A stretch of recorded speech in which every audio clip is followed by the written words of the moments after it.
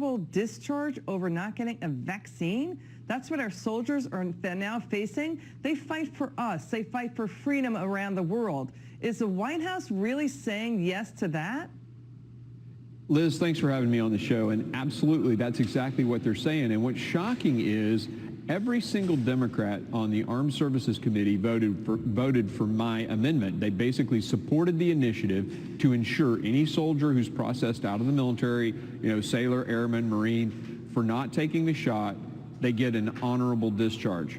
And yet the White House, Joe Biden, is insisting that they're able to give them other than honorable and dishonorable, which destroys their lives. I mean, that stays with you. You report that to a business when you go try to get a job. Their VA benefits. I mean, they're basically devastating these warriors who were prepared to give their lives for our defense. Well, it's insane. I'm sorry, this is outrageous. Dishonorable discharge is for serious issues and crimes. This is about a vaccine. So you're saying even if they get sick and they have antibodies and they say, no, we're okay, we have, we have antibodies, we don't want the vaccine, it's going to be a dishonorable discharge? What is wrong with them? What is wrong with this administration that they would do that to our good soldiers? Really, seriously. What's shocking is just what you mentioned.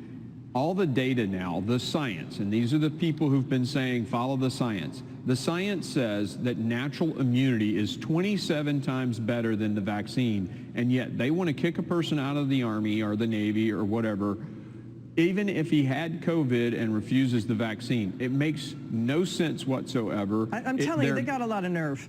There has to be some ulterior motive. They have so much nerve to do that to our men and women. There has to be an ulterior motive. Yep. I don't get it. I mean, and he's saying no exemptions, right? But they're giving exemptions for the vaccine mandates for the courts, federal courts, and Congress. Really?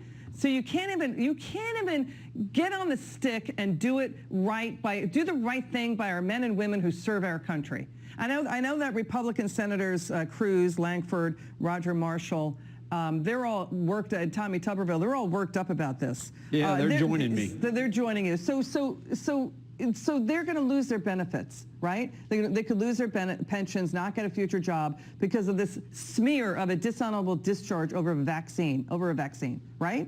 Is that what's going on? Absolutely. If they process them out of the military with an other than honorable or especially if they get a dishonorable discharge, they will lose pensions. They will lose, their VA benefits. Many of these guys have some kind of disability. You can be at 30% or 50%, and you get benefits for life. A cash check, even if it's 30 or 40 or 50% benefit, they'll lose that.